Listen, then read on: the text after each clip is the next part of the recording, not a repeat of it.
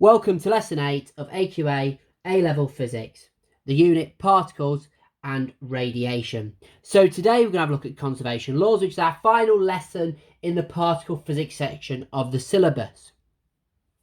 So we've talked about conservation throughout our previous lessons, i.e. lepton number is conserved, baryon number is conserved, and we know that charge is conserved. Well, in actual fact, we get a list of quantities that are conserved. So lepton number is conserved, baryon number is conserved, charge, mass, energy as well.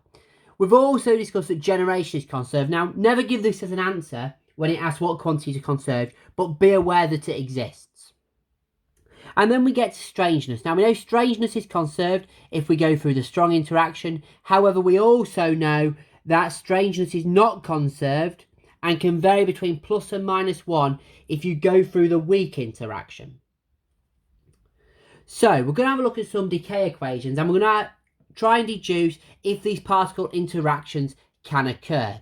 Now, I always get my students to first of all write out the equation, then write Q, B and L. Q, charge, B, baryon, L, lepton. Because they're the three factors we need to assess. So let's have a go through some of these examples. So charge. The charge of a proton is 1. The charge of a neutron is 0, the charge of a positron is 1, and the charge of an electron neutrino is 0. One on the left, one on the right. Charge is conserved. Baryon. A proton is a baryon, so it's got a baryon number of 1. A neutron is a baryon, so it's 1. And we know that our positron and our electron neutrino are both leptons, so baryon number is conserved. Protons and neutrons are baryons, so they have no lepton number, so they're both 0. Our positron has a lepton number of -1. Our electron neutrino has a lepton number of +1. Well, -1 plus 1 is 0. That matches the left-hand side, so lepton number is conserved. So is this interaction possible? Yes, so that can occur. You may have realised that a proton changing into a neutron is beta plus decay, so we know it exists. Number 2, this time we've got a neutron changing into a proton, which then also gives out an electron and anti-electron neutrino. So let's go through the same thing. If you want to have a go, pause the video here before I go on to the answer. So let's have a look at charge then. Neutron 0, proton 1, electron -1, and anti-electron neutrino 0. 1 minus 1 is 0, which means charge is conserved. Baryon number, neutron 1, proton 1, and we know our last two are leptons, so they've got none, so baryon number is conserved. Lepton number, we know neutrons and protons are baryons, so they're going to both have 0 again. Our electron +1, our anti-electron neutrino -1 plus 1 minus 1 is 0. Again, this interaction can happen. Again, you may have spotted neutron changing to proton, beta minus decay. Now, they can step up a level. So here we've got a muon decaying into an electron, an unknown particle X, and a muon neutrino. We need to deduce what particle X is. Well, first of all, let's have a look at charge in this interaction. So we've got a muon neutrino, which is -1. And we've got an electron, which is also -1. Well, -1 and -1 are conserved. So X has to be uncharged. Now, we've got two types of leptons in this question. We've got muons and we've got electrons. And we said that generation has to be conserved. So let's consider our leptons in terms of muons. So a muon has a lepton number of +1.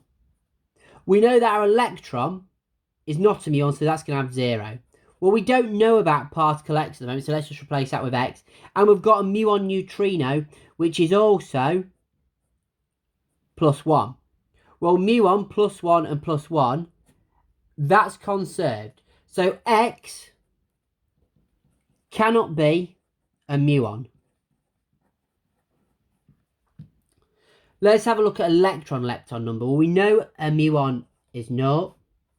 We know that an electron is plus 1. And we know a muon neutrino is 0. That means particle X has to be a lepton from the electron family. So what is it going to be? Well, we've got an electron of plus 1, so we need something, because our electron-lepton number is 0 on the left-hand side, we need something that cancels that plus 1. Well, we're going to have an antimatter particles, because we need minus 1, and you will find it has to be uncharged, so it has to be an anti-electron neutrino, because that would be minus 1. So plus or minus 1 is 0, which means that now conserves. So our unknown particle X is an anti-electron neutrino. However, we can step up a level again. So this time, a muon decays, what particles are produced? So we need to work out what particles produced when this muon decays. Now, first of all, we said in previous lessons, a muon will decay into lighter particles, so it will form an electron at some point. So we've got a muon. So let's consider leptons in terms of muon.